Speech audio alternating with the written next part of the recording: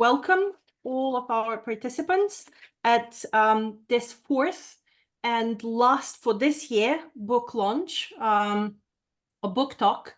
It is the 9th book talk in a series of quarterly events that the Department of Translation, Interpreting and Intercultural Studies at the Hong Kong Baptist University is organizing on regular basis for, I think this is the 2nd year running. So with these events, we want to celebrate the work of colleagues in translation studies and other related disciplines and offer mutual support for translation and intercultural studies scholars.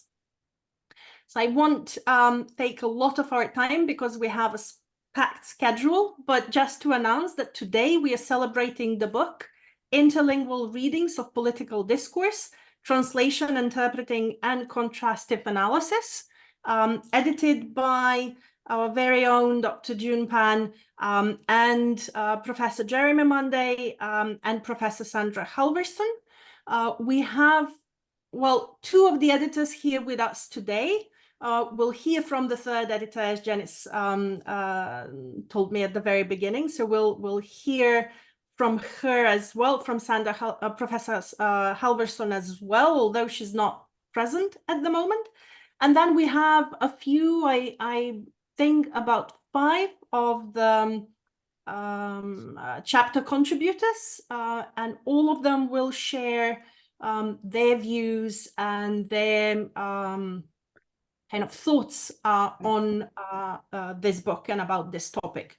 So that's it from me. Welcome again, and I'll leave Janice to kind of lead us through this event. Thank you very much, Maria. I think this is a very nice opening, and thank you everyone for joining us. I noticed the people are joining us from different time zones, so thank you very much. So before we start, I would like to express my deepest appreciation to the co-editors of the book, Sandra Halverson and Jeremy Munday, for your continuous support. So this book has been actually conceived ever since, 4 years ago, and that was the beginning when we started to organize the Tibet conference, translation and interpreting political discourse. And along the same time, we also organized a special issue for Bandung, Journal of the Global South, a special issue on politics, language, and media. And we collected a lot of interesting articles, and we wanted to feature certain themes from that special issue as well. And then after long discussion with the authors, after 4 years of struggle in between COVID and everything, finally, we managed to put the piece together. So thank you very much. Jeremy and also Sandra, unfortunately, have a family urgency who couldn't make it today. She sends her apology to everybody here, but she would like to, in the future, if we have a chance, together with the authors. And also, I'd like to, on behalf of the editorial team, thank all of the authors for your contribution, without which this book can't be realized. So we have some of the authors here, Professor Bart Defrancq, Professor Alan Partington, Dr. Shanshan, and we have another author who unfortunately, again, family urgency, couldn't make it, but she kindly sent in a video. So I will show the video a little later. So a lot of thank you. And I would like to, first of all, turn the ground to Professor Jeremy Munday to invite him to share his reflections over the editing process a little bit with everybody. So Jeremy, your turn. Thank you very much for the introduction, and I would echo all of the thanks which you've given for the various people involved through the whole process, from organizing the initial conference through getting the chapters, getting them reviewed, making changes, and seeing everything carefully through to the end. And above all, to you, June, for all of your work. I think we wouldn't have come to this point without your hard work, and I know just what an effort you made to make sure that it came out. and came out well in a good time. All of the three editors were involved in the process of selecting papers, helping the authors to work on them to produce something that was worthy of a good publication. And I just want to add one thing which is often overlooked with when speaking about the contributions, and that is the title. The title was one of the issues which was not resolved for a long time, and it's difficult to find a title that is accurate, descriptive, but also attractive, and distinguishes the book. And it was even in the late stage that it was finalized. But we wanted to show that this book was something original, new, and it encompassed several areas that are crucial for the work we do on political discourse in translation. And we had translation, interpreting, and contrastive analysis. And it was at a late stage that we came up with the title, The Interlingual Readings, because each of the contributions looks at the question of political discourse in different languages from a range of perspectives. And I'm sure that we'll see in the rest of today's session just that the contributions are varied, but they're also coherent and cohesive. And the areas that are covered are overlapping. So there's translation, there's interpreting, and there's the contrastive analysis. And one of the big takeaways from the book, I think, is just how new and pervasive the study of these issues is from a corpus linguistic angle. And one of the things which I was most impressed by was the new corpus which June introduced in the conference in 2019, and which she writes about in the book. And I would be very interested to hear of developments in that corpus and how things are going for the future as well. Those are a few thoughts. I'll come back to talking about what my own contribution a little bit later, because I think it's I pass on now to June to look at the overall structure. Thank you very much, Jeremy. That's a very, very nice sharing. And I know I didn't include it in the tentative rundown with the authors, but I wonder, before we start the introduction or show the audience a teaser of our own chapters, we may want to invite the three authors who are here today to share with us a few of your thoughts relating to the writing of the chapter, or after you've seen the whole volume, the second proof delivered to you a couple of weeks ago. So what's your impression of that? Would you mind sharing with us a little bit? Shall we start with Alan?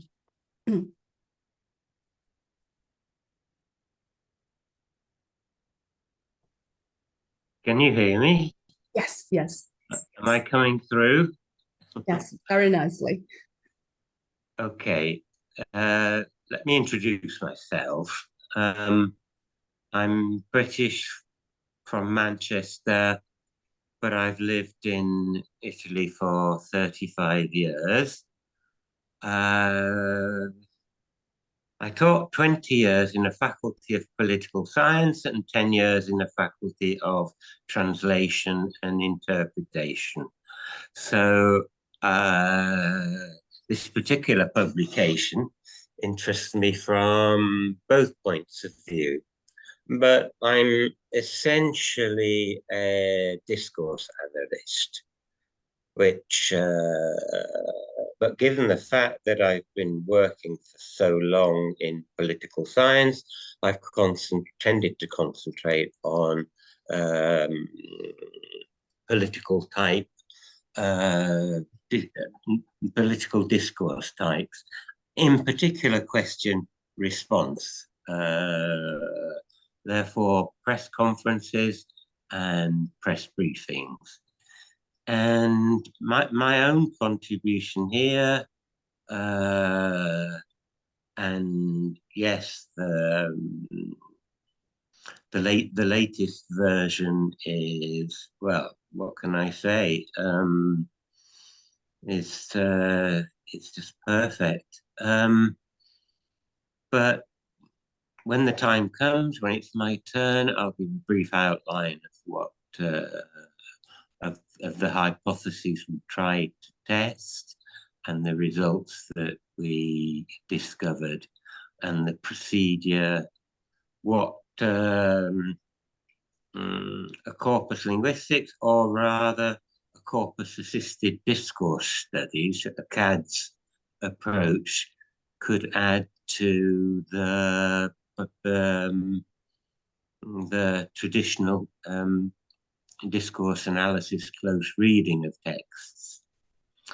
So for the time being, just let me pass the microphone along to the next person before it's my turn to. But yes, I'd like to echo many thanks. John, you've been very, very polite and very friendly, very helpful, and very efficient. Thank you so much, Alan. I wish I could be more efficient. Yeah, but that's really very, very nice of you to say it. So I would like to now invite Bart to share a few of your thoughts when seeing the entire volume in front of you. I must say, June, that I haven't looked at the volume yet. I haven't had the time. So we only got the proofs, what is it, 2 weeks ago, and we were given a couple of days to correct them. So I'm afraid I haven't been able to browse through the volume yet. But I'm very happy that it's there, and I thank you very much for all the work that you've put into it. But I will have to postpone my judgment until I've really been able to consult the volume. So I'm sorry. No problem, no problem. Thank you very much for sharing your thoughts. So Shanshan, any takeaways or any comments you want to share with us? Yes, I think actually, first I would like to say I agree with Alan that I'm really impressed by all the hard work of the reviewers, the kindest comments, but the comments have been so detailed, so inspiring, and seeing from the first draft to the probably say the last proof that we submitted a few days ago, I have to say the journey itself for me is a learning journey, and it's really encouraging for me myself to see my names in the list of other distinguished scholars, especially I have to say Professor Bart Defrancq, because I've read so many of your publications, and I've got really a lot of inspirations from your articles and also from other colleagues here in the list of the contributors. And it is actually my first attempt with working with political discourses, what we call a domain-specific text. And we did what we talked about, say, the special features of this language and what it has its interaction with interpreters in the process and the interpreting product. This is just, say, my first attempt with political interpreting, but I'm sure, and I've read the title list I've seen there, it is so versatile in the kind of perspectives it can reflect, and especially such as the national face and face work in Chinese foreign policy, which is also one of the major interests of the scholars, especially in China, because Chinese scholars have been working on how to promote China's image through publicity, and this would be one of the best ways to look into this in political discourse. And also some other, say, the linguistic convergence in the European Parliament and the N-gram studies is also very inspiring. I've read the article. I think I have learned a lot from this contribution. So basically, I think this volume is so versatile and it's really, really comprehensive. It reflects really a lot of things that we can learn from. And as said, it is not only limited by translation and interpreting, it's also so much more than that. I think it would be reach out to quite a large readership beyond just translation and interpreting. And I think this book, I'm going to learn more because I haven't read basically all the articles. I read some of them, but I think I will get more from this volume. Thank you very much to the dear editors for your kind work. And I would also like to thank you to the other contributors, because I think without your contribution, this book would not be possible, right? Thank you so much, Shanshan. So we have been talking about the book, and for those who haven't yet learned about the structure of the book, now this is the table of contents, just a glimpse of the view of what has been covered in the book. So as you can see in the book, we have divided the chapters into 3 different parts, apart from an introduction. Part 1 focuses on the discussion of translation, interpreting, and political discourse, new issues and resources. And then part 2, which includes the chapter by Bart and Shanshan, whom just mentioned about their individual chapters just now. We focused on language convergence and meaning divergence. Part 3, we have a larger a part which features politics, power, language, and identity, very big issues. And then we have Alan's chapter featured in this part. Before I give the floor to Jeremy, there's only one thing I'd like to highlight. When we talked about the title of the book, originally is Translating and Interpreting Political Discourse, and then we were asked by the Serum editor actually to elaborate on the very definition of translation and interpreting. And among the discussion of the editors, we finally decided that, well, we wanted to explain and expand what has been covered about translation and interpreting in this entire volume. So therefore, we decided to include, first of all, the first layer of the very meaning of translation and interpreting should include translation and interpreting activity, as we usually talk about. In those kind of activities, translators and interpreters have important roles to play in information accessibility. But beyond that layer, we also want to convey a second layer of meaning attached to translation and interpreting, concepts of idea transformation, which is associated with translation, and the meaning making associated with interpreting, employed in disciplines such as philosophy and political discourse in particular.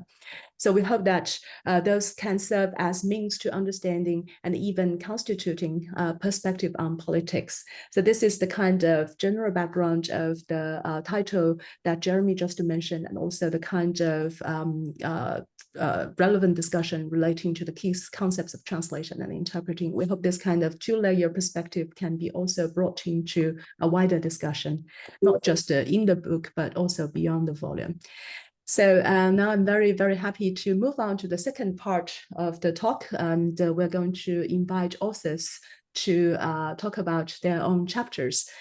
So we were going to start with Jeremy. Thank you very much. Yes, I wrote the article, The Analysis of Translated Political Discourse, as a kind of opening to the book. I'll take you through a few ideas and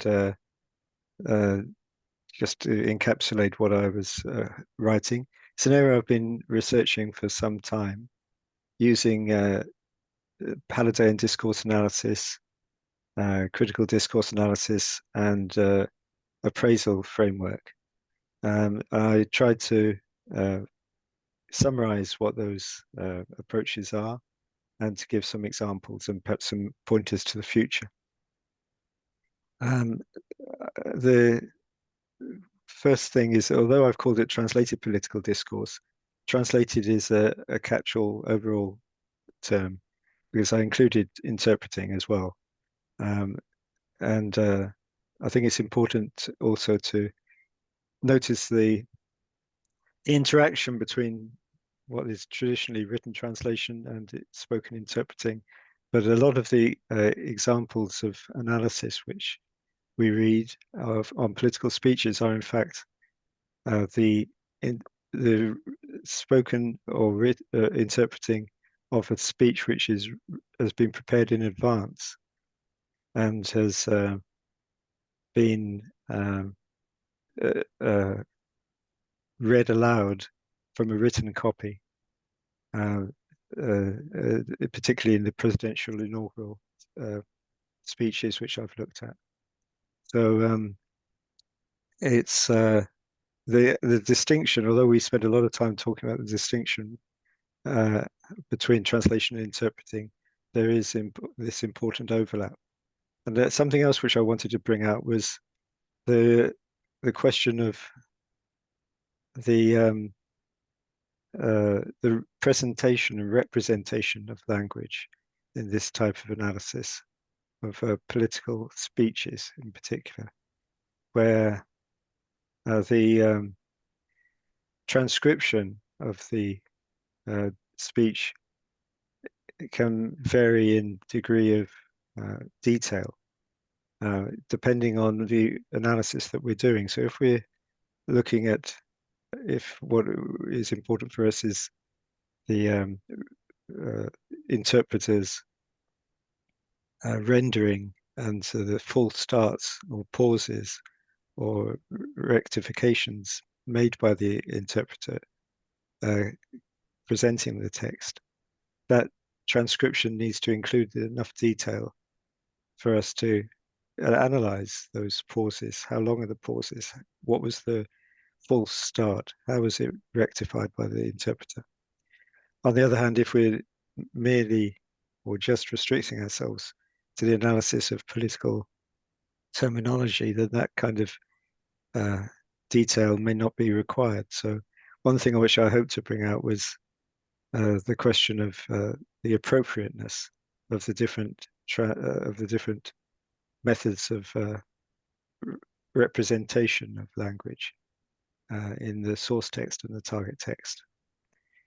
And there's overlap between translation and interpreting. There's audience is no longer in place, or the audience is more varied than before. So I gave the example of how the text may be changed at different points in its life. So from the drafting of the political speech, the changes even on the day. So I gave you an example of the then President Trump, whose handwritten additions to or amendments to his speeches or to one particular speech was captured on a camera where he was talking about culpability for COVID.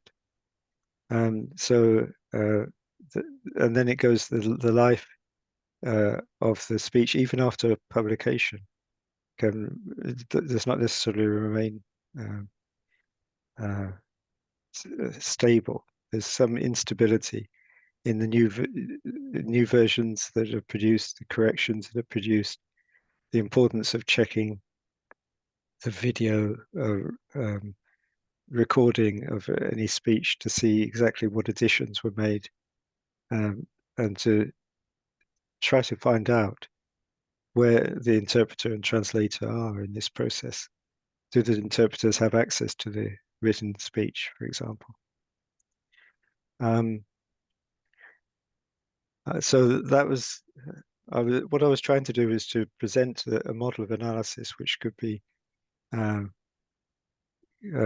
applicable to a wide variety of different texts in this political discourse, and Then there's the question of the problem of definitions. I have a whole section on definitions of discourse. There are so many definitions of discourse. It's important that we set out what discourse analysis is for us, what we understand by discourse analysis. And then there's the question of, are we all using discourse in a different way? Does it matter?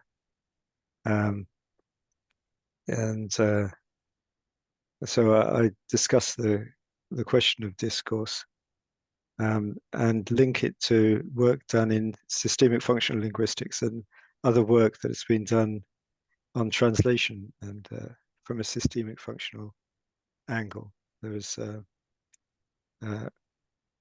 another volume which I co-edited for Bloomsbury Publications with Mira Kim and others. I very much hope, one thing I very much hope is that the kind of work which was presented in this book can interact with the other work, such as Mira Kim's and others in systemic functional linguistics. And so we don't consider this just as one isolated volume, but as a continuation, building up of work from which has been going on for some time now. A whole series of I attended a whole series of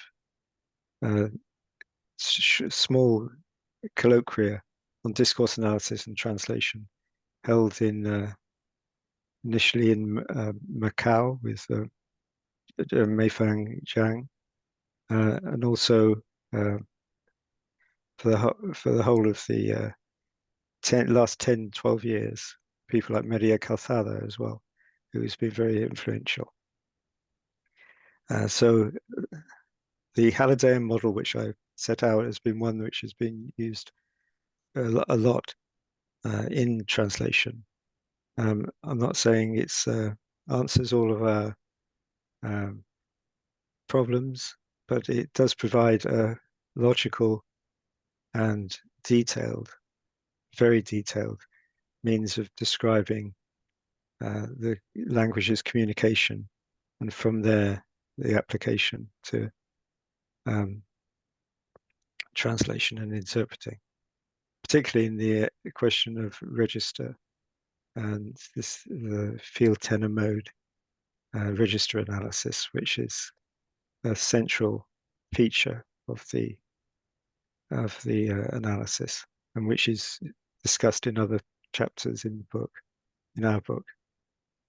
And then I go on to looking at appraisal resources, drawing on Martin and White, the very well known 2005 volume, but other work as well from both of those authors, working in Australia mainly on English, but also on other languages as well, and looking at sensitive texts and the interpersonal function of language. The approach which I adopt is to produce what I term an evaluative profile of the source text and its target text, and see how these change. Many of you will be familiar with appraisal theory. It develops the interpersonal feature of language. It looks at different forms of attitude, affect, appreciation, and judgment. It goes into enormous detail. So one thing which I'd like to bring out is that we need to adopt what is most valuable, most reliable, most relevant to our own situation in when we use it, and not become fixated on categorizing in a very detailed manner, which is something which doesn't undergo a shift in translation. And so what I found is that one of the most interesting changes is the change of intensification of the degree of analysis of attitudinal description. So a word such as in Trump's inaugural speech, he talked about the difficult situation the United States found itself in, and the violence in the cities, which he described as carnage. There's that kind of dramatic,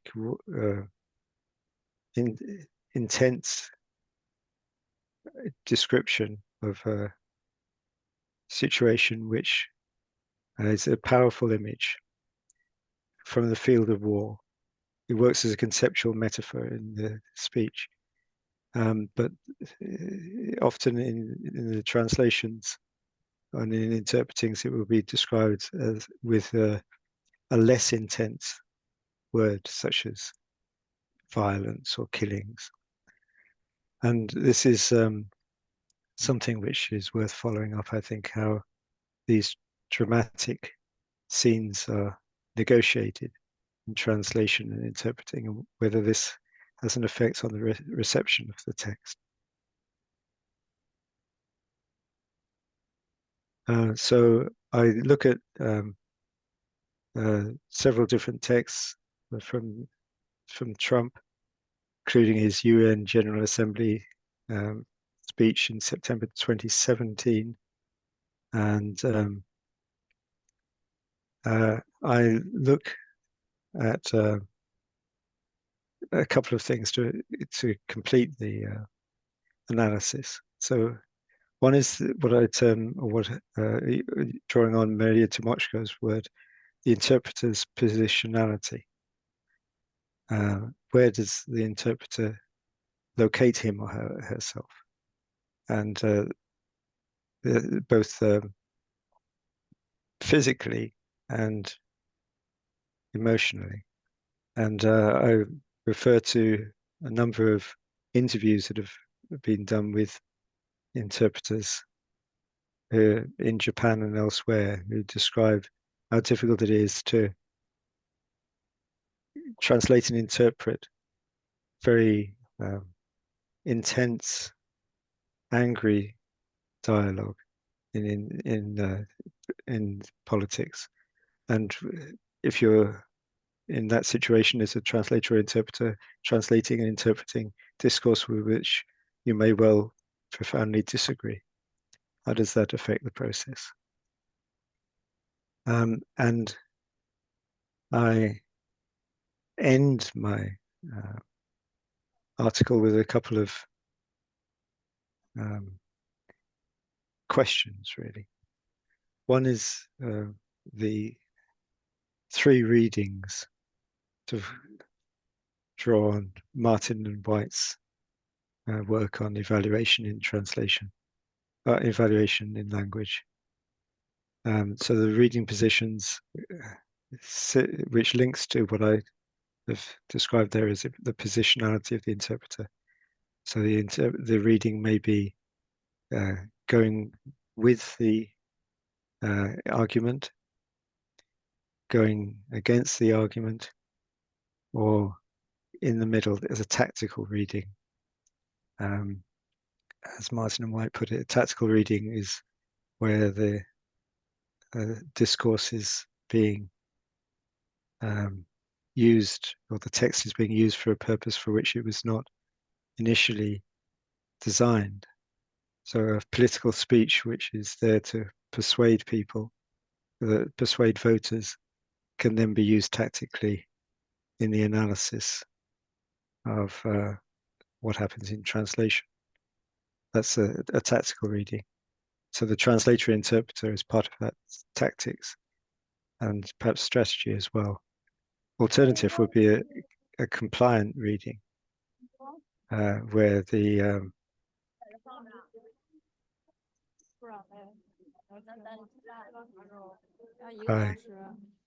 I think we hear some background noise.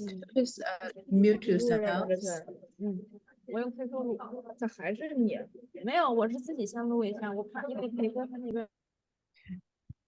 Okay, thanks. So yes, just to finish, So the translator interpreter I see as having a giving a tactical reading, or a compliant reading, if in general, trying to reproduce the ideas of the original source text. The other feature or factor which I bring in at the end is also the development of the combination of evaluation, or the combination of appraisal framework with the employment of narrative theory, which has been quite popular recently, drawing on Mona Baker's work from the 2005-2006, and also looking at Boeri and others' work from nearer the current date. It was 2020s. So that's one area that I see as being very potential, having a lot of potential for the future. Combining Hallidayan discourse analysis with narrative theory to give more insights into how the language works. This is the examples I've given are close readings and qualitative analysis rather than quantitative analysis, but part of the evaluative profile should be assessing the changes which have occurred and the frequency with which changes occur in the evaluative profile, evaluative cases, because we need to be sure that we are able to identify things which are having an effect on the target text reader, and that's quite a challenge, which I'd be interested to hear the others talk about. So that's more or less what I wrote, and it leads into the specific case studies and other resources with the later chapters in the book. Thanks. Thank you very much, Jeremy, for sharing. Especially, I got inspired a lot by your idea of placing the entire volume in the long volume of discussion on discourse analysis and how the ideas evolved over time. And this kind of perspective is essentially important for us to reflect on the design of the volume itself, and also how we may move forward from there on. So I will spend, since we're lagging a little bit behind time, so I'm going to spend maybe just 3 minutes to cover the second chapter. And I'm not to show you a few visuals to help you to find the corpus to start with. So the next chapter moves on to discuss the design of the SEPIC itself and how the SEPIC may be utilized or employed to study the nuances of language in political communication in particular. In the design of the SEPIC corpus, we take into consideration a lot of details, like how the data can be run parallel to each other to make them comparable to each other.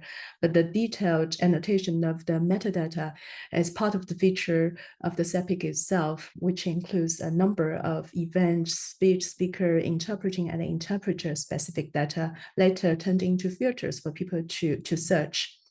And in this chapter, we also gave a very detailed description of the kind of spoken data transcription and annotation we did on the corpus, which includes a list of 5 different categories. And I believe those categories will be of use to researchers who are interested in not just interpreting, but the spoken language analysis.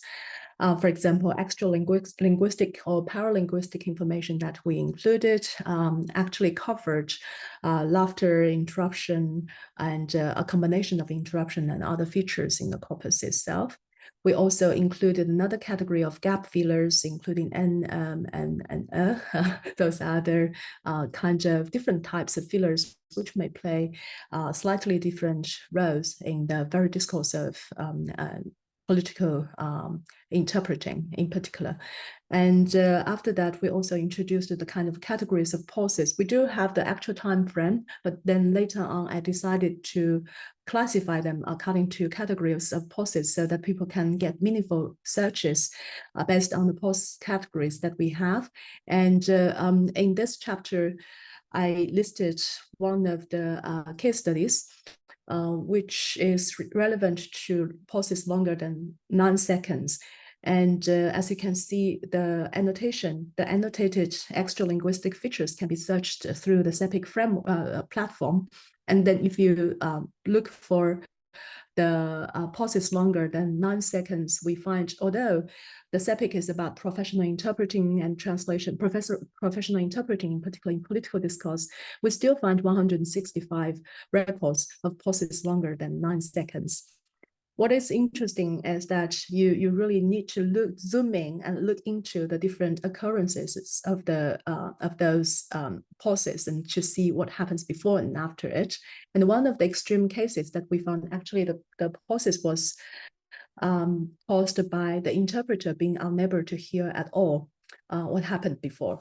As this is the special occurrence of this piece of information in the corpus itself. And after struggling for a while, the interpreter all of a sudden stated, sorry, the interpreter actually could not hear what has been said, but the interpreter tried for a very long time. So this is the kind of information which is very, very interesting.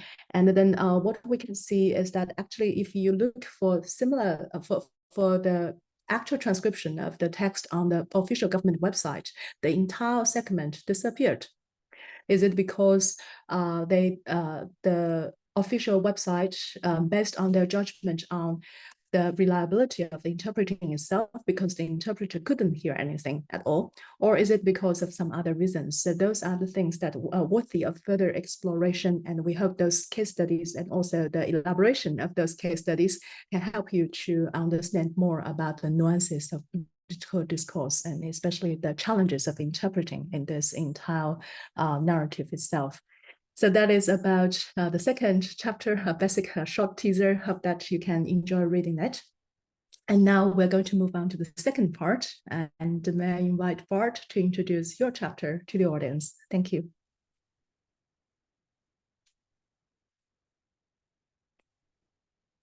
Bart, you're muted. Good morning. Yeah. Good morning, everyone. And thank you for being here. The main point of the chapter that we wrote was actually to try and find empirical evidence for what we've called linguistic convergence, which is also a word that we use in the title of the chapter, linguistic convergence in the European Parliament, and especially between MEPs and interpreters. So do they start using, after a while, the same linguistic patterns, for instance? Do interpreters adopt linguistic patterns from MEPs, or is it the other way around? Why did we think that we could actually find some empirical evidence of that? Because there are, of course, a couple of social communicative theories that predict this kind of phenomenon. There is communication accommodation theory, there is the community of practice theory, and there is certainly, and that's the one that we've used, the discourse community theory by Swales 1990.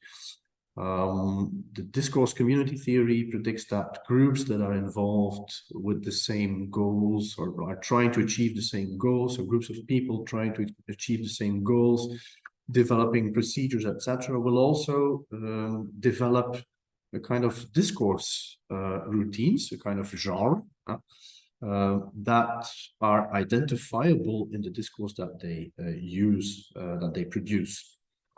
Now, interestingly, the discourse community theory was already applied to the European Parliament before by Calzada Pérez, Spanish scholar, who studied linguistic patterns in the European Parliament, and also the way these linguistic patterns were translated by translators. Now, she did not include members of the European Parliament and translators in the same discourse community. So her idea was that these were actually two professional communities on their own, which is probably also inspired by the fact that translators do not mingle with members of the European Parliament, of course, are never situated in the same room, etc. So our idea, and Koen apologizes for not being here, but he is ill. Our idea was, and it ties in a little bit with what Jeremy said about the interpreter's position in space, that as interpreters are also in the room where the plenaries of the European Parliament take place, that perhaps interpreters would actually be part of a discourse community of members of European Parliament and the interpreters. And that's why we thought it could deliver some interesting data. Now, how did we go about?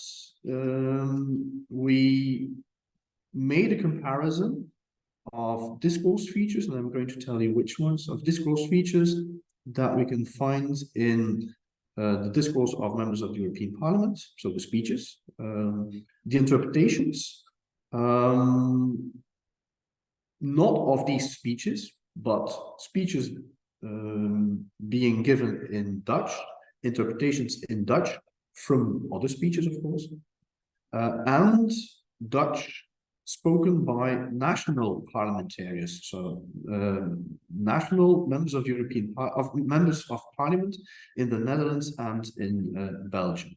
So we have three component parts of the corpus that are all in Dutch. So we do a kind of comparable corpus study across these three different genres. And of course, what we hoped to see is that the discourse routines that we find in members of the European Parliament would be closer to the discourse routines of the interpreters in the European Parliament and further away from the discourse routines that we can find in national parliaments. That's actually the whole idea.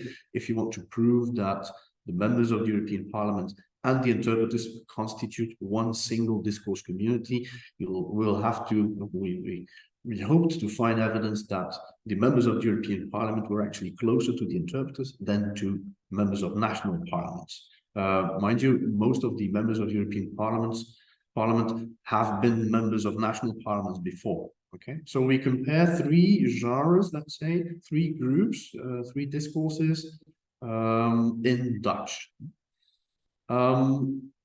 The items that we focused on were 3 and 4 grams. Just to give you one very short description of what that is, these are unusually frequent sequences of 3 or 4 words in texts, also in the different genres in the corpus. We selected 181 of these 3 and 4 grams because we, of course, selected the most frequent ones. And we also removed everything that specifically referred to the context in which the sequences were used. So we removed references, for instance, to the European Parliament, because, of course, if you have a 4-gram in the European Parliament, that will be very frequent in the European Parliament, but it doesn't say anything about discourse routines. It just says something about the place where it takes place, of course. Right? So we removed all these in order not to falsify our own data.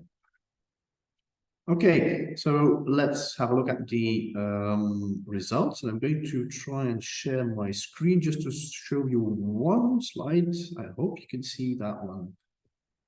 Is that clear for everyone? Yes? Okay. So what we see here is the result of a correspondence analysis.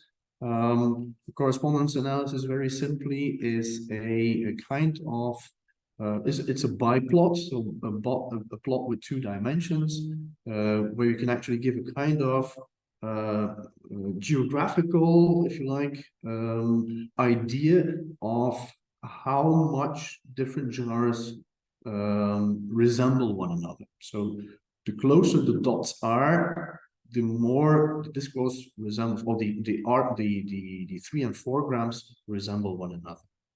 So what we see is that I'm first going to refer to the 2 dots that you can find in the upper right-hand corner. These are actually this is the Dutch booth in the European Parliament, interpreting from English and from French. So we also had a look at the source language. If the source language in the European Parliament played a role, and it doesn't seem to play a very significant role because these dots are very close to one another, of course, right? So the Dutch booth uses the same 3 and 4 grams, whatever the source language is that they hear, right? Then the middle dot represents the MEPs, the Dutch-speaking MEPs in the European Parliament, and the left-hand dot represents the Dutch-speaking members of national parliaments, so the Netherlands and Belgium. Now, what you can see is that we can't really conclude that the MEPs, so the members of the European Parliament, and the interpreters constitute one single group, right? Because the two dots or the 3 dots are not close enough, let's say. But the MEPs are also distinct from national parliamentarians, apparently, because those dots are not very close either. So in a certain way, the members of the European Parliament seem to constitute a kind of compromise between the discourse routines that national parliamentarians use and the discourse routine of interpreters. Now, what does it tell us? It tells us that perhaps these MEPs are on the move, right? That they are moving from a more national kind of discourse to a more European kind of discourse. And that perhaps, and this is something that we have also investigated in another paper that is already published, that perhaps MEPs are influenced by the booth, by the interpreters. So they seem to be moving from a more national discourse to a more European discourse under the influence of interpreters. Because they hear, of course, interpreters all the time. The members of the European Parliament who speak Dutch listen to the Dutch booth. So the 3 and 4 grams that they hear are actually 3 and 4 grams that come out of a booth, that come out of the mouth of an interpreter. And that was a very intriguing result, actually, for us. It would actually be much appreciated, I think, by the interpreters if they knew that they are influencing the members of the European Parliament that they are working for. So I'm trying to spread the word in the interpreting community about these research results, but of course, we will have to confirm them for other languages, for other booths, because this is only about Dutch. We also have data for French and for English that we still have to analyze. And that was my contribution to the book. Thank you.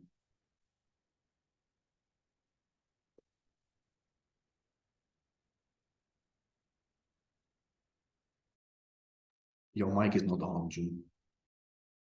Thank you very much, Bart. I got too excited about the results itself. And then I think you're right. Definitely the interpreters and politicians need to know that they are influencing each other in this entire discourse. Thank you very much for sharing.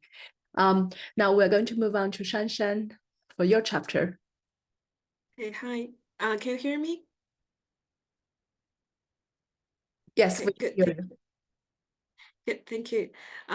So my chapter focuses mostly on the interpreting output. Actually, is case analysis based on very interesting and I think not really that rare to get natural interpreting practice data. So we would like to look into, and because of its special features, and that's why we would like to focus on the culture-specific items and compare the processing strategies by the 2 groups of interpreters.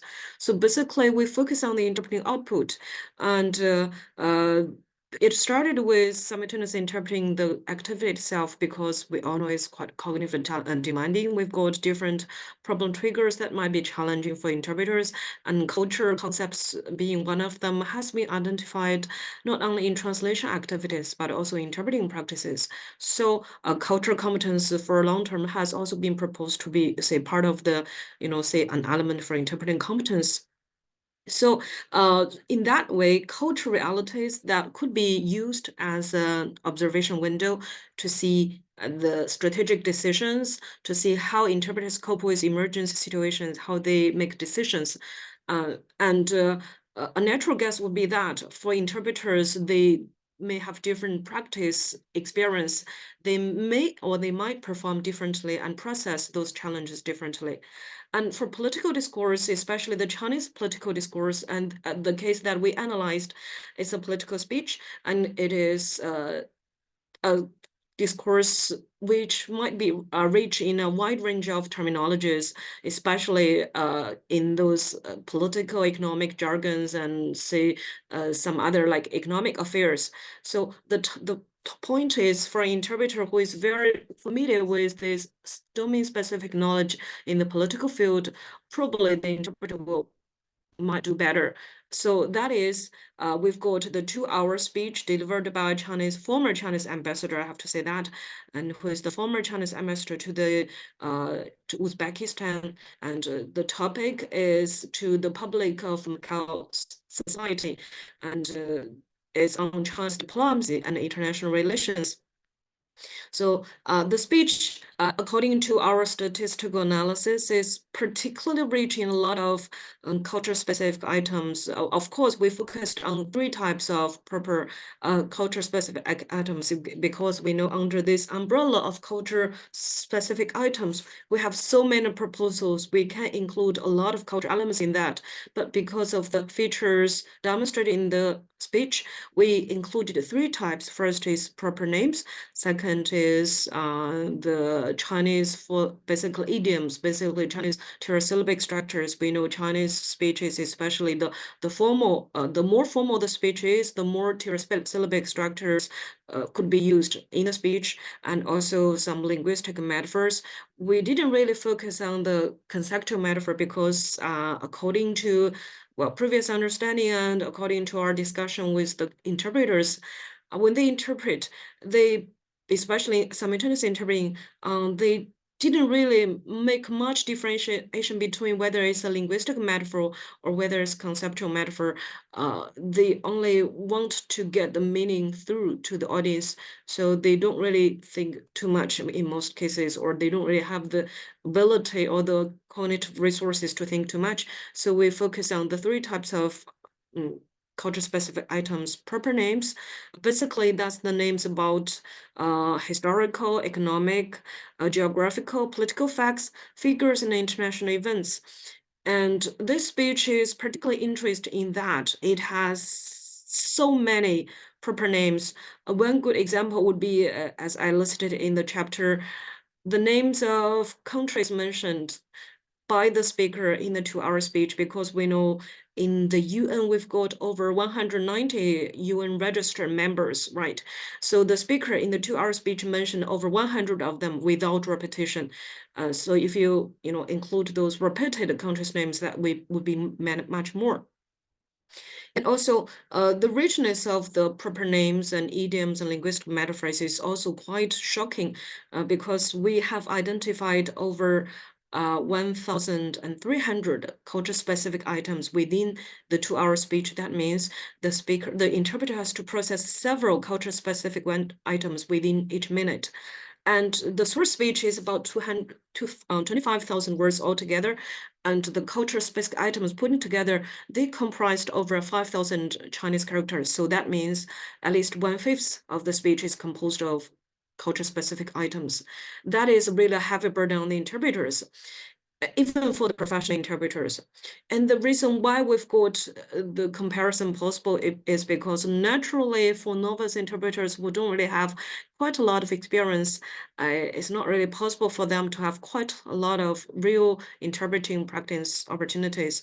But for that one, we've got 2 novice interpreters who actually have regular interpreting practice for the rector's office for university affairs. So they've got training, they've got some experience, and they've got the chance to work together with the 2 professional interpreters on the same task. That is what is so special about the event, and that is what has made the comparison possible, because now we have the natural data from two groups of interpreters who are supposed to be different because they've got very different practice backgrounds. So with the language data we collected, we would like to compare that, how those culture-specific items are processed. So to analyze our data, we have to, manually tag the strategies by the interpreters. We've had a review of the previous publications on the strategies, both in translation and interpreting, concerning culture concepts translation. There are quite a lot of different proposals to make our analysis easier. So we have used a quite simple method. So that is to put them under 4 categories. Like first one is transcoding. Basically, it's a little bit like literal translation based on the form. And then we've got paraphrasing, that is for interpretations without a direct correspondent. For cultural items, that is quite possible, right? Then we've got substitution, which means we would like to find a functional equivalent in the other language. So that means we would like to have an English idiom to interpreting a Chinese idiom, something like that. Then we have the last strategy, which is do not interpret at all.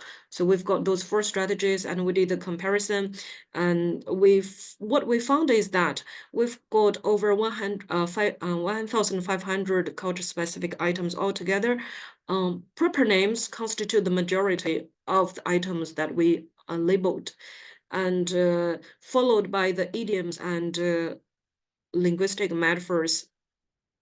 So generally speaking, for the interpreted items, transcoding is the most used strategy. That is quite natural because most of those are proper names, right? Paraphrasing would be the second to best solution if they really didn't know a direct equivalent in the other language. And we don't really have quite a lot of substitution cases, because substitution means we would like to have functional equivalent, like idiom in Chinese, and I found another idiom in English. The interpreters, that would be sometimes beyond their capacity to do that. So among the 1,500 CSI cases, we've only got, I think, less than 10 in substitution category. And for the proper name translation interpretation, its successful rate is the highest. And for the professionals, I think they've got over 2/3 of the total items interpreted. But for the younger ones, the novice interpreters, they've got less than half of those items translated. That means they didn't interpret over half of those items, and those items are actually very important to the text. So firstly, our observation is that we've got a distinguishing difference between the two groups in terms of deletion. And secondly, in terms of paraphrasing, we also observed very in big difference. That is, for novice interpreters, when they didn't really have a good solution, they would struggle, and sometimes they wouldn't even speak. But for professional interpreters, their solution is not to easily let go. They would try to provide some extra information. They would try to paraphrase so that they would also at least try to make sense out of the source speech expressions.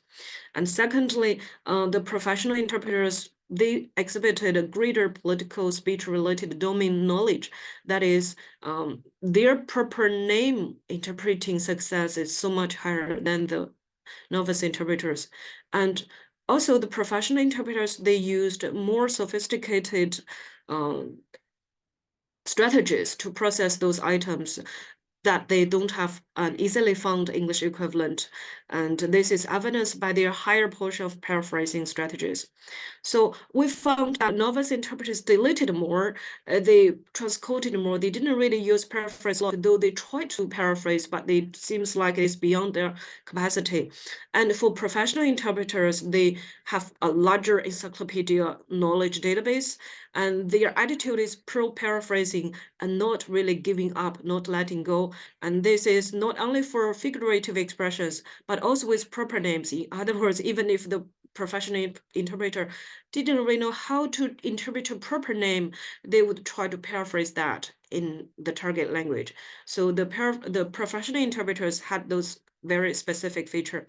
So they're apparently more strategically sophisticated in their strategies instead of just deleting or not really translating. So generally speaking, we've got cases, somehow extreme case with very high culture-specific items density. We've got two groups of interpreters, and the comparison could reflect to some level the interpreters' different level of mastery of political domain-related knowledge and their strategic decisions and attitudes to dealing with those challenging culture-specific items. So we can see that professional experience actually generated a very clear effect at multiple levels. If it first in terms of their encyclopedic knowledge, and second in their strategic decisions and the strategic flexibility.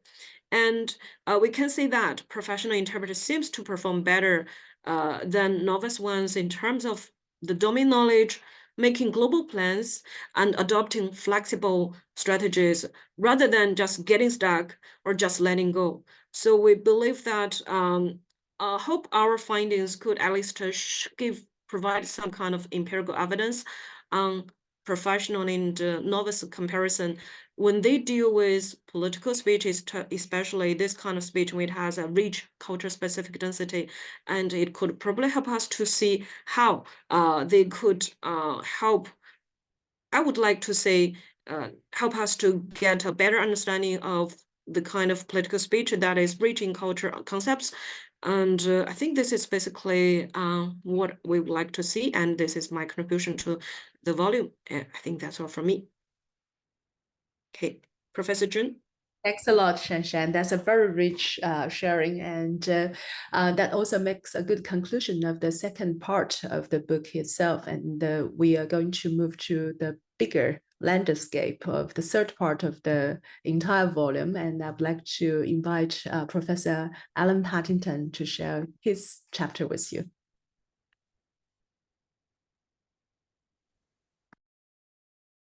Alan, the floor is yours. I think you are still muted, Alan. Is that better? Yeah, that's perfect. Yeah, good. Okay. Can you see me too? Yes, very well. Thank you.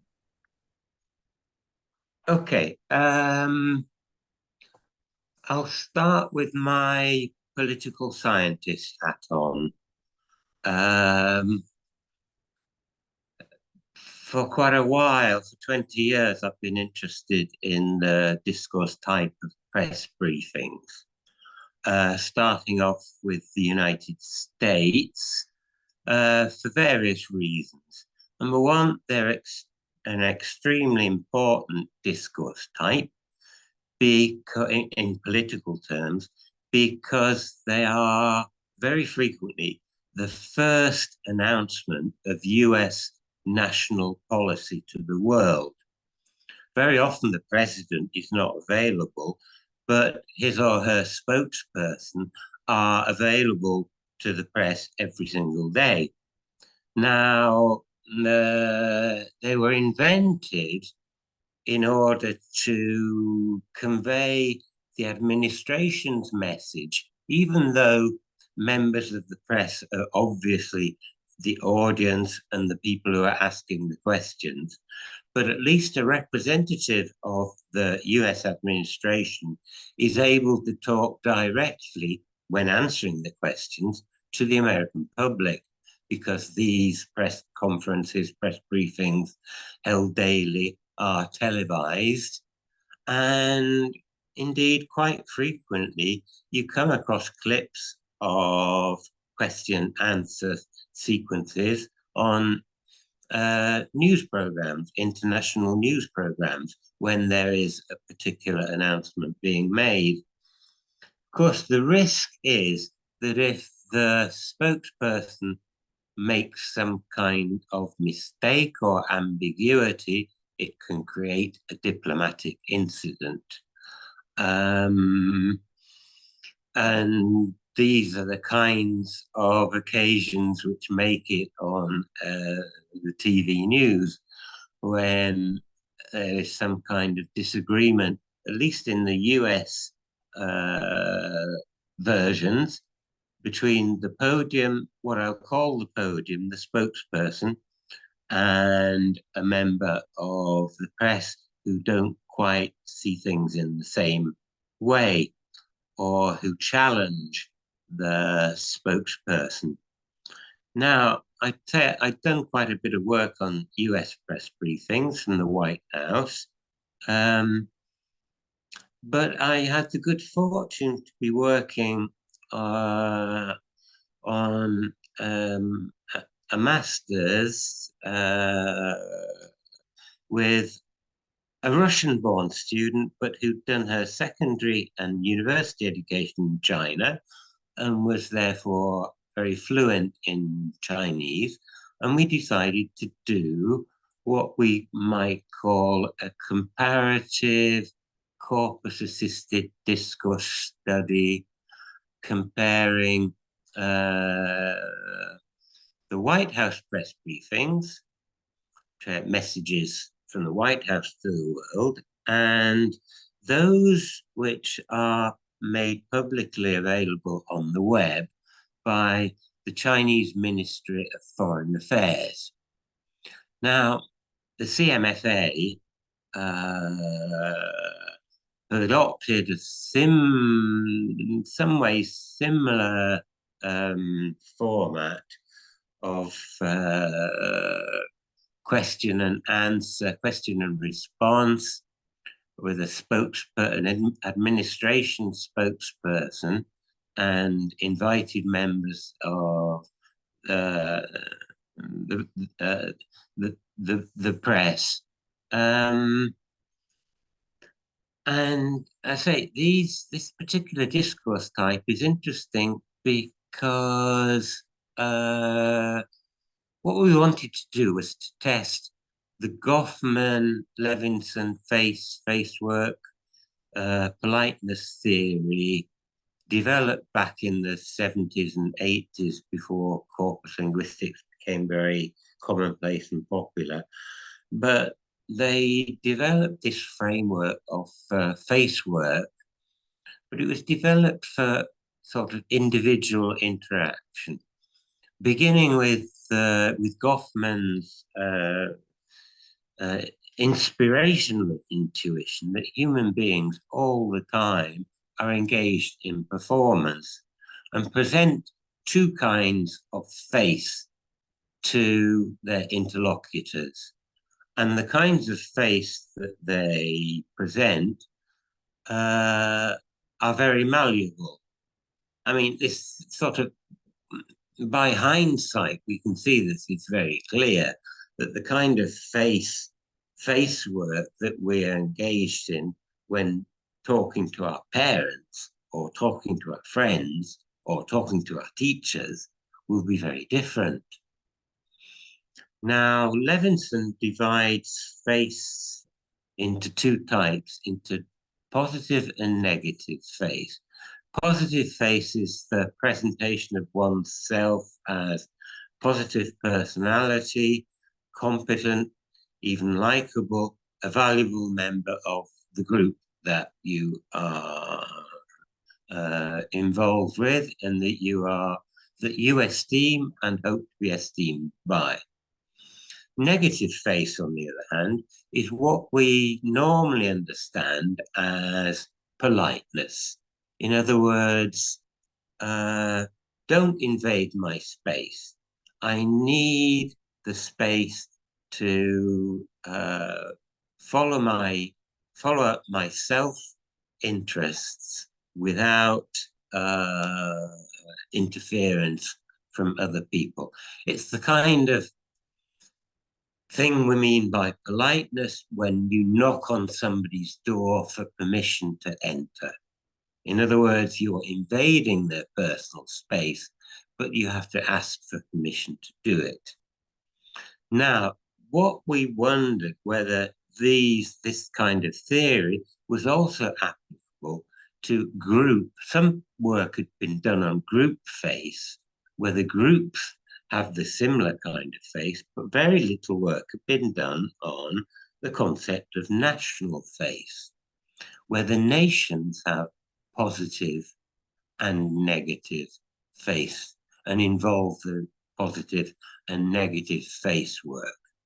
In other words, presenting a positive image of themselves and also protecting their self-interests.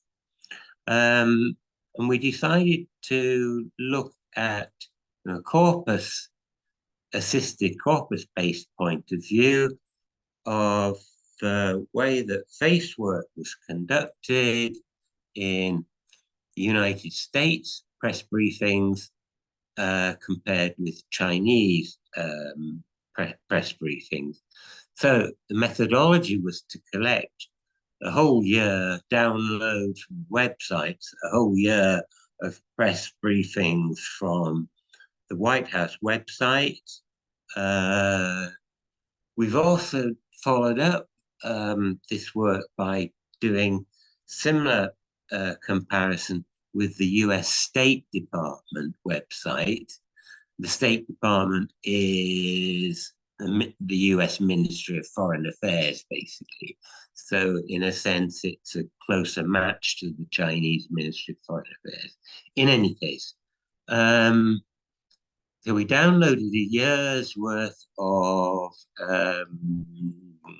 briefings from of both varieties.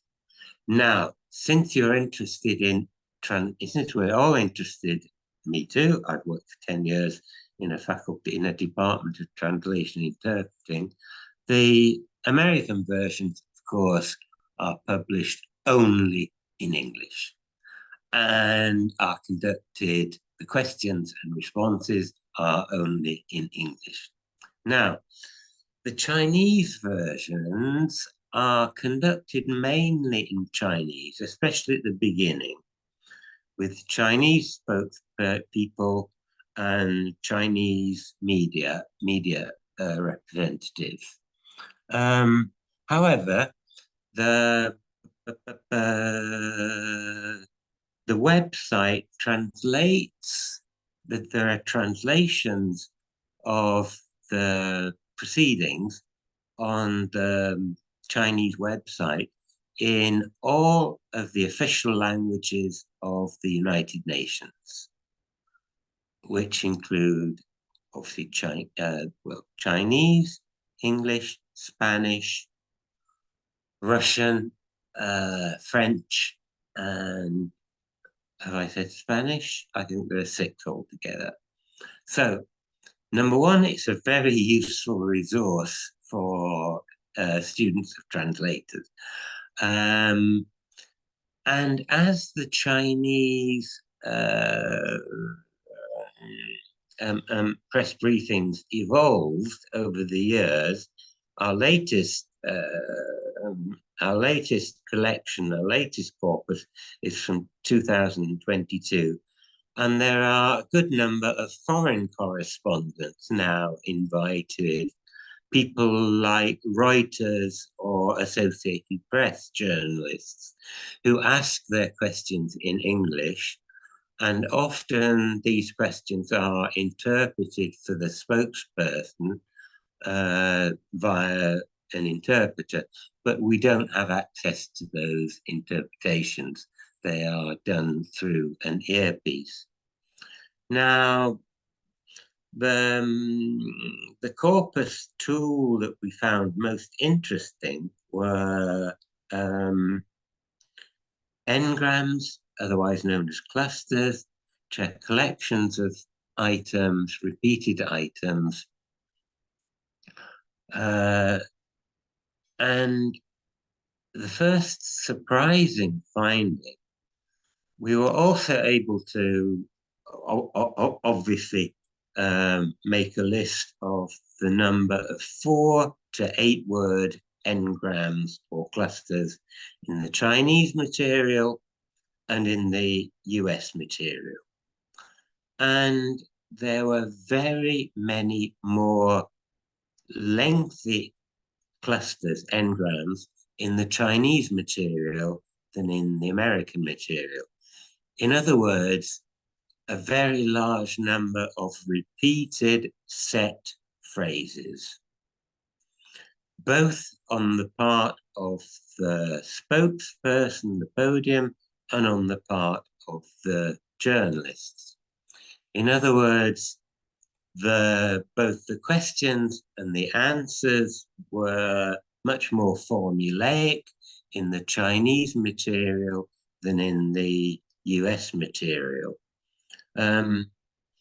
This clearly recalls the purpose of the press briefings, which is to convey the administration's point of view of the events.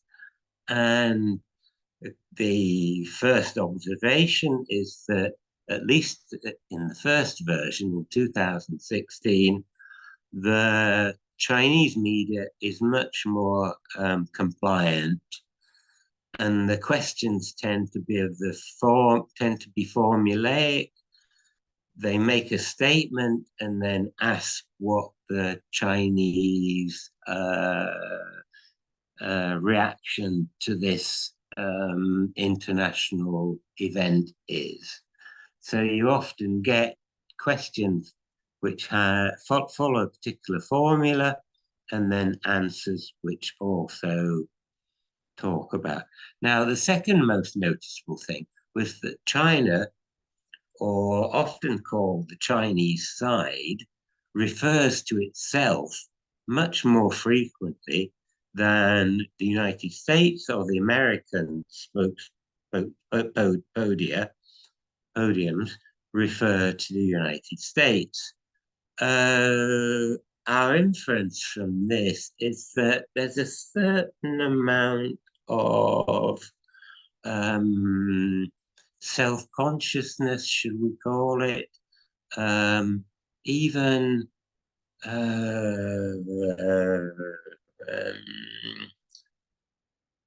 I can't remember the English translation, terminologica. But anyway, self-consciousness on the part of the Chinese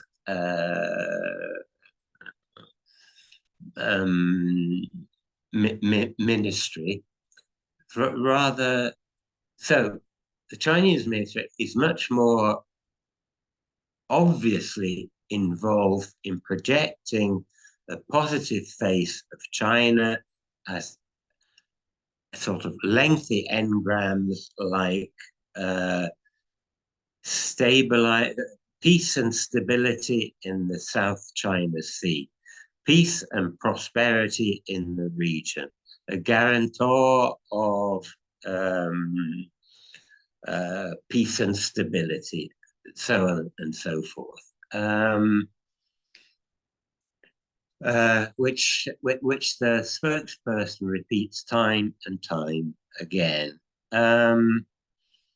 What attracted our attention from the frequency list also was the kind of nations which were mentioned most frequently. Now, in the American material, the nations most frequently mentioned were those which were basically in the news at the time. Iraq and Syria, and the countries most frequently mentioned in the Chinese material instead were what we can call Chinese near neighbors. That would include the two Koreas, Japan, Taiwan, and Tibet. Those are the most frequently mentioned from the certain points of view, nations, and of course from the Chinese regime's point of view, part of Taiwan and Tibet obviously are integral parts of the Chinese nation. I say there's a little bit of sensitivity seems on the Chinese side, because paradoxically, I hope I'm not being xenophobic here, But China, on the one hand, is a very ancient culture, but a very young country. And like all young countries, is very self-conscious. Now, can I ask a question? What do people think China's evaluation of Hong Kong and Korea is compared to China's evaluation of Japan? Anybody like to guess?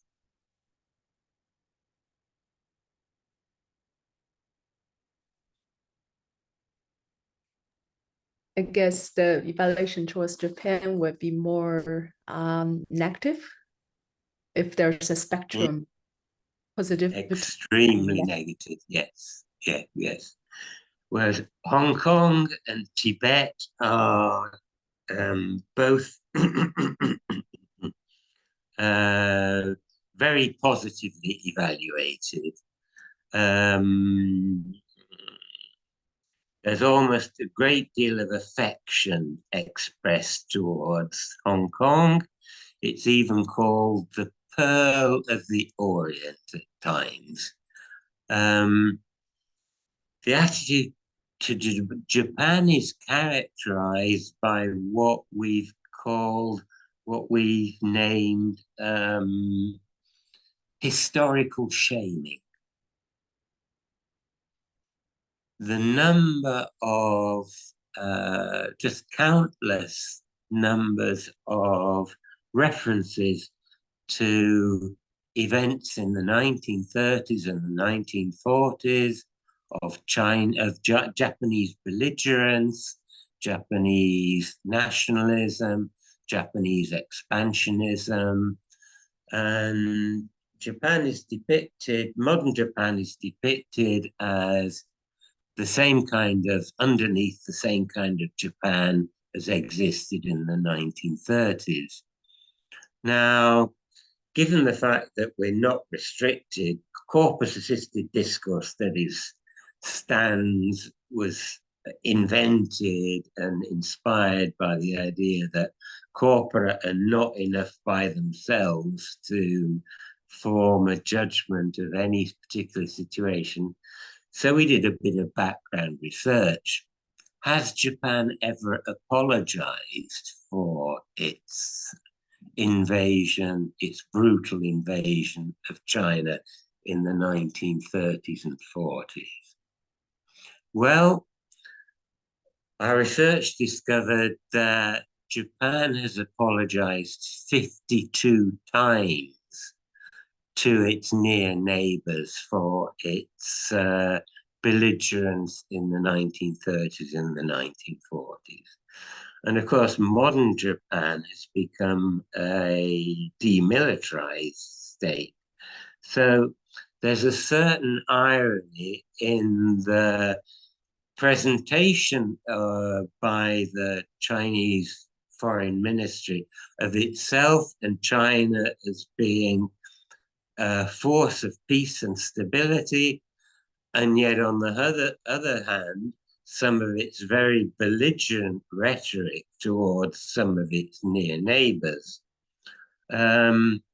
Just to finish up, because I'm running out of the time, to go back to the linguistic point of view, very evident was the fact that the American material compared to the Chinese material is entirely transactional, in the sense of it's concerned with doing the business of conveying information on China's points of view on international affairs.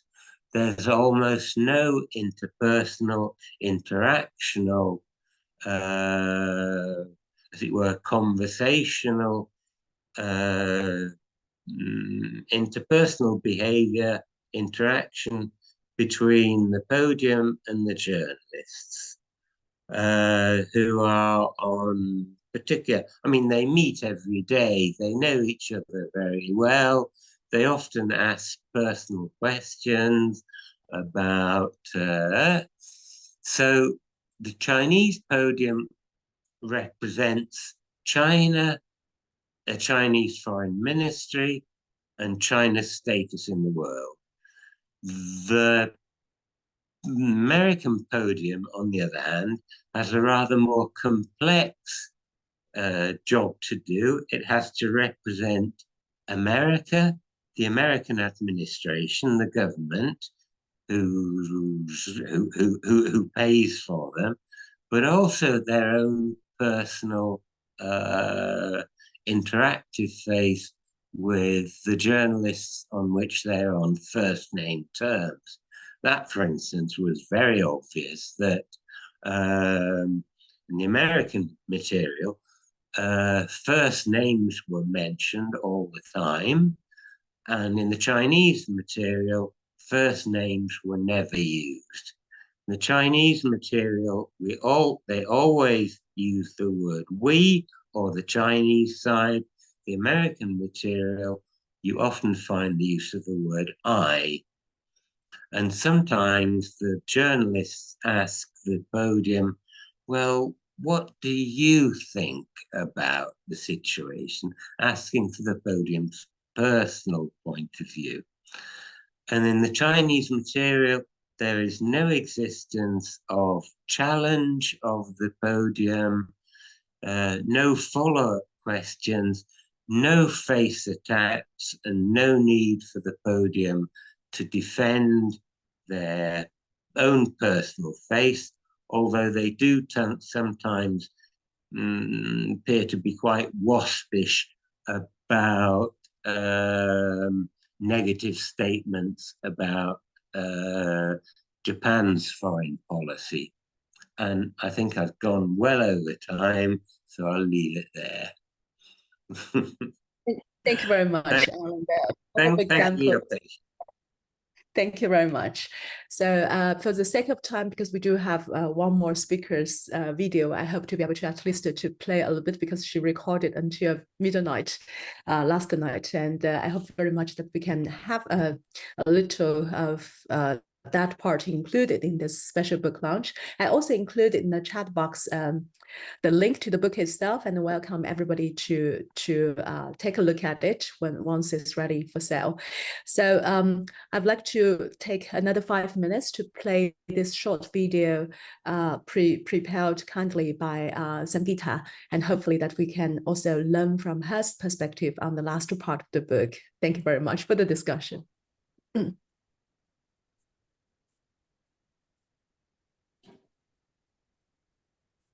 Good evening. I am really sorry that I am not able to be with you today, and I am looking forward to this recording of the entire session that the editors of this volume have put together. So I'm going to give you a teaser of chapter 7 in this volume, and the chapter is titled Languaging in Digital Spaces Across the Global South-North in the 21st Century, Language and Identity in Political Mediascape Discourse. My name is Sangeeta Bagga-Gupta, and I am a senior scholar. I have a chair in education with a multidisciplinary background at Jönköping University in Sweden.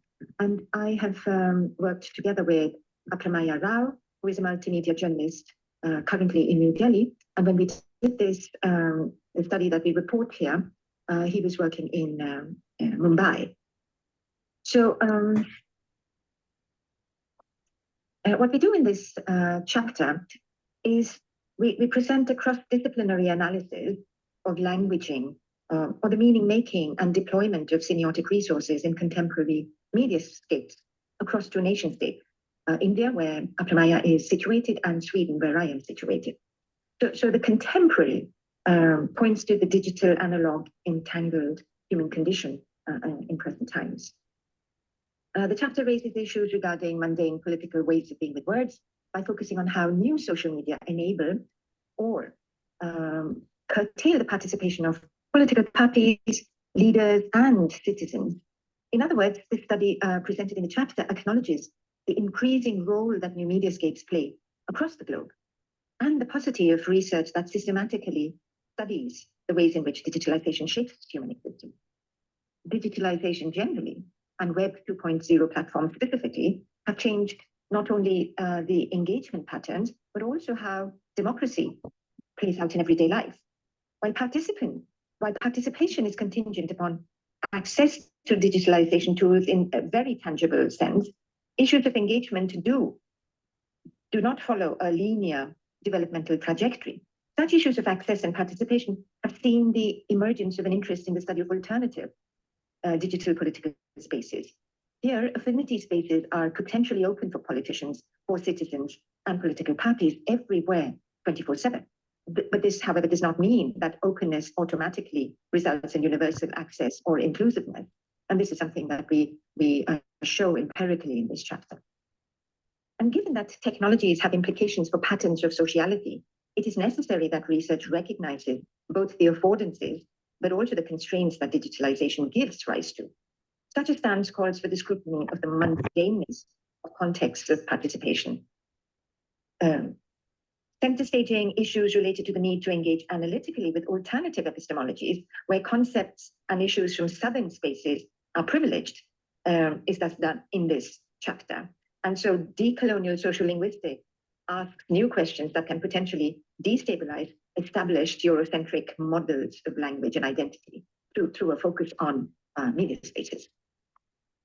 So what the theoretical framework here brings together two clusters of theoretical ideas: social cultural dialogical perspectives on the one hand, and decolonialism, Southern perspectives on the other hand. And these complement one another. So very briefly, languaging, irrespective of whether the communication deploys one or more named language varieties or modalities or scripts, is collaboratively achieved and constitutes a significant dimension of the construction of human realities.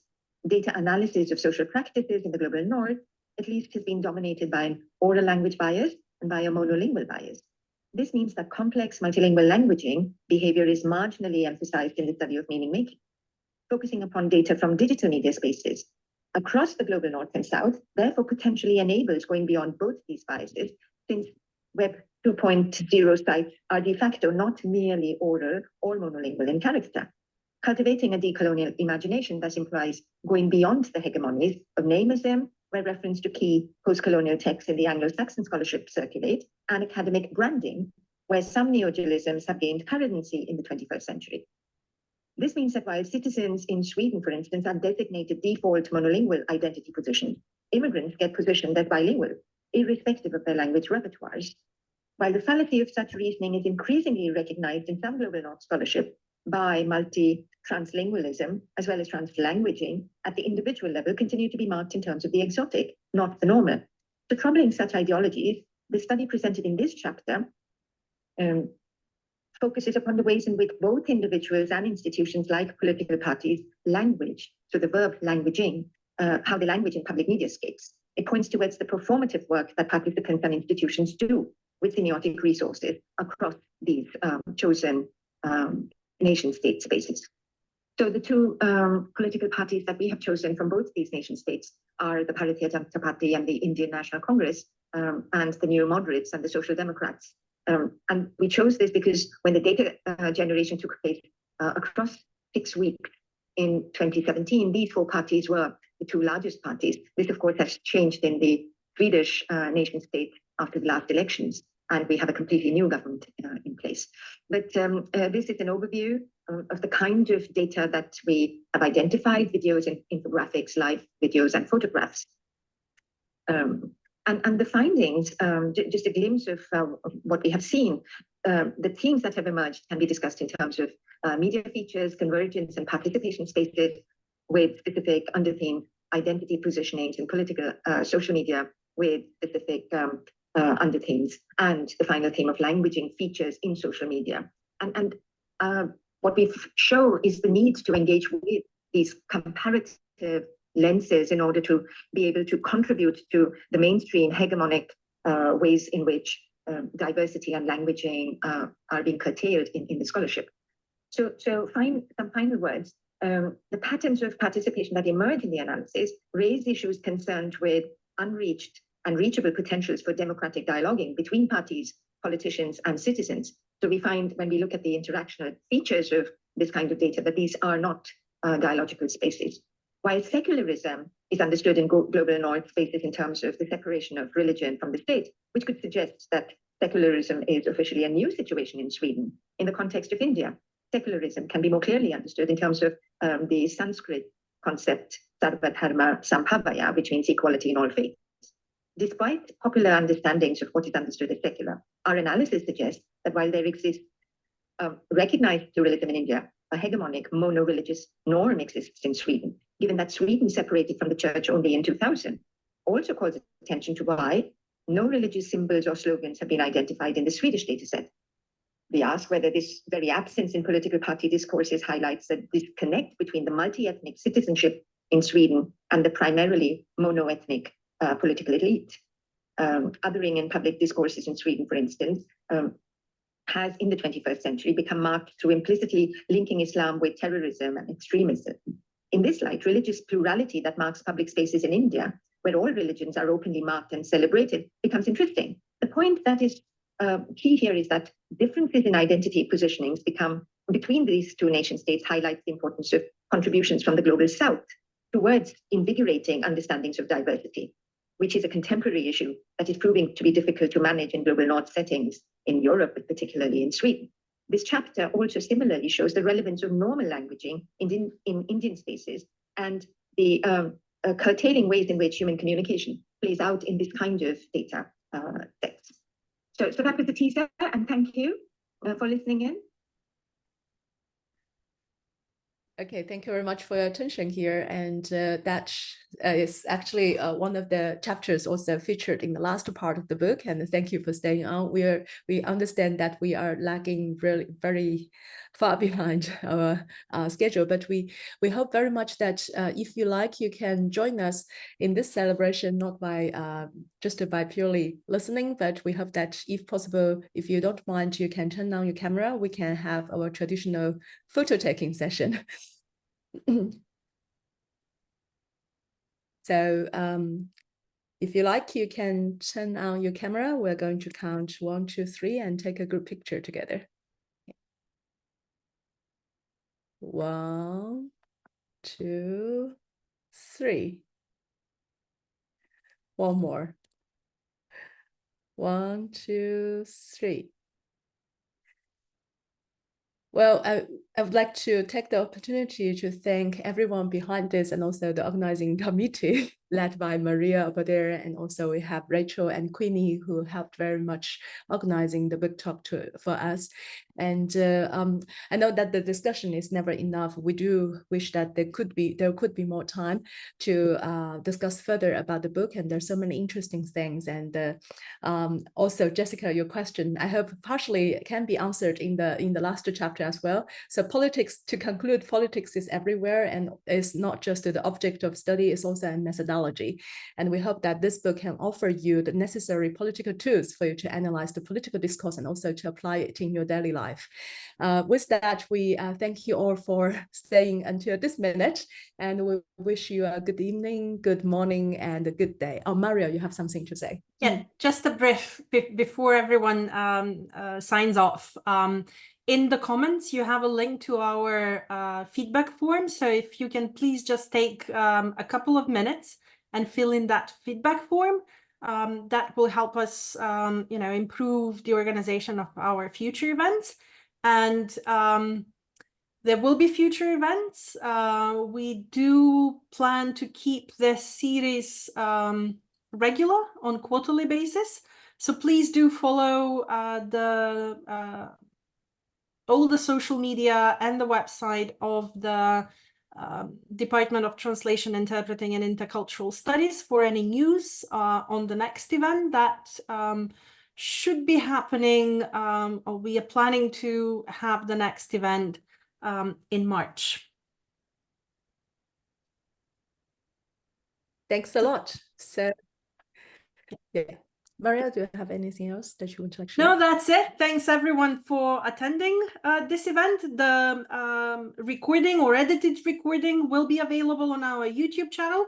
So do follow our YouTube channel if you want to listen to this and all the other book talks. and we'll be in touch. Thank you. Thank you.